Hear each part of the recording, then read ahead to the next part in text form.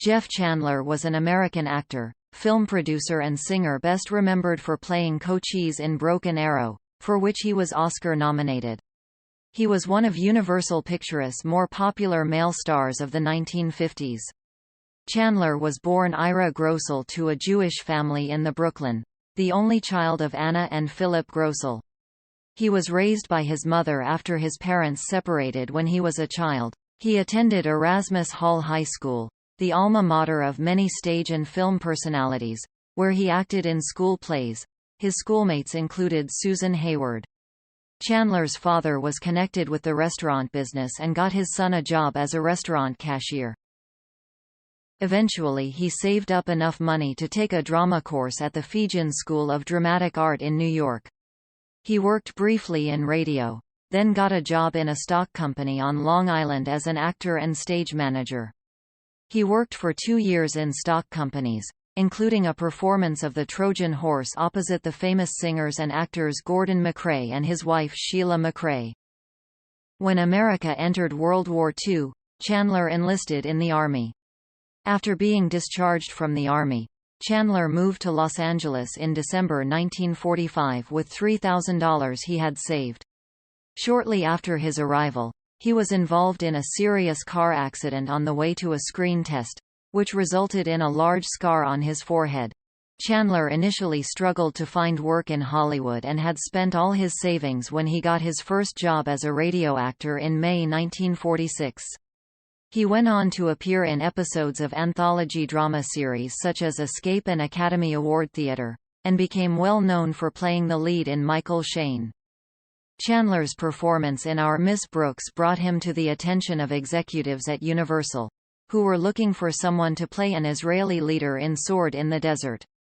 He was cast in February 1949. Chandler impressed studio executives so much with his work that shortly into filming Universal signed him to a 7-year contract. Even before Broken Arrow was released, Chandler was up to leading man status back at Universal. He was meant to make Death on a Side Street and The Lady Count, but neither ended up being made.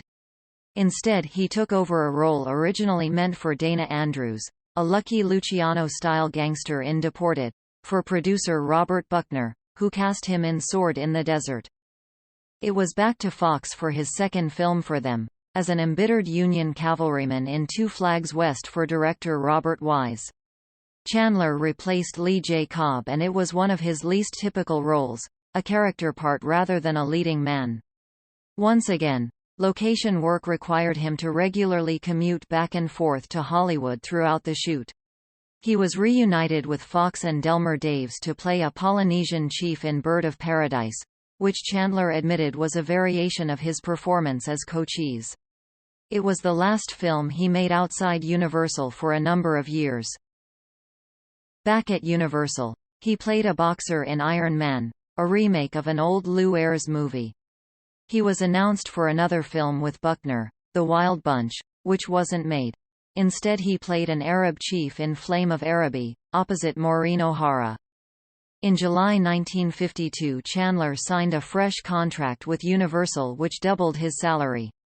His first movie under this was a Western, The Great Sioux Uprising. It was followed by More Adventure Fare, East of Sumatra and War Arrow with Maureen O'Hara. Chandler appeared in an expensive epic, playing the Emperor Marcion in Sign of the Pagan and co-starred with Jane Russell in Foxfire, which he enjoyed because I don't have to be so darned monosyllabic in this one.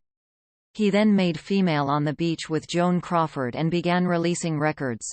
In 1956, Universal gave Chandler a leave of absence from his contract with them for a period of several months to enable him to make his own movie for Omar.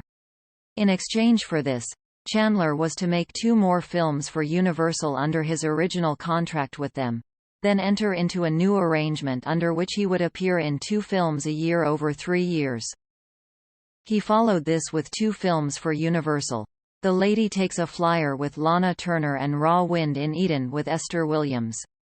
A motion picture exhibitor poll listed him as the 10th most popular male star in the U.S. in 1957. Chandler made another for Universal, A Stranger in My Arms with June Allison. He was allegedly due to star in Operation Petticoat but fell ill and had to withdraw. Chandler's next two movies were made for a brand new company, Seven Arts. 10 Seconds to Hell, a drama with Jack Palance for director Robert Aldrich, and Thunder in the Sun, a western with Susan Hayward. The last of those was distributed by Paramount, which released Chandler's next film, another western, The Jayhawkers. In 10 Seconds to Hell and The Jayhawkers, Chandler played villains. He later reflected, "I've tried heavies, but audiences didn't seem to take to that." Chandler formed another production company, August, for which he made The Plunderers, a western, distributed by Allied Artists. Allied was so pleased with the film they requested 3 more movies from August, but Chandler never got to make them. Chandler married actress Marjorie Hochel in 1946. The couple had 2 daughters, Jamie Tucker and Dana Grossel. They separated in 1951 and 1954, actually divorcing in 1954. His wife complained that Chandler was chronically fatigued so that he would fall asleep wherever we were. When his friend Sammy Davis Jr. lost an eye in an accident and was in danger of losing the other, Chandler offered to give Davis one of his own eyes. Chandler had nearly lost an eye and had been visibly scarred in an auto accident years earlier. He was linked with Esther Williams, who wrote in her 1999 autobiography Chandler was a cross-dresser and she broke off the relationship. According to the Los Angeles Times, many friends and colleagues of Chandler's rejected Williams' claims. While working on Merle's Marauders in the Philippines, on April 15, 1961, Chandler injured his back while playing baseball with U.S. Army Special Forces soldiers who served as extras in the film. He had injections to deaden the pain and enable him to finish the production. On May 13, 1961, he entered a hospital in Culver City, California and had surgery for a spinal disc herniation. There were severe complications, an artery was damaged, and Chandler hemorrhaged.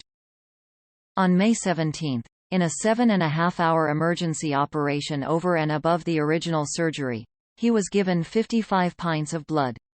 A third operation followed, on May 27, where he received an additional 20 pints of blood.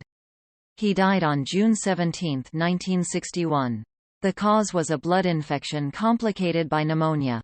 At the time of his death, Chandler was involved with British actress Barbara Shelley.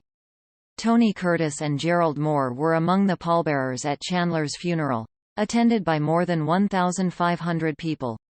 He was buried at Hillside Memorial Park Cemetery in Culver City.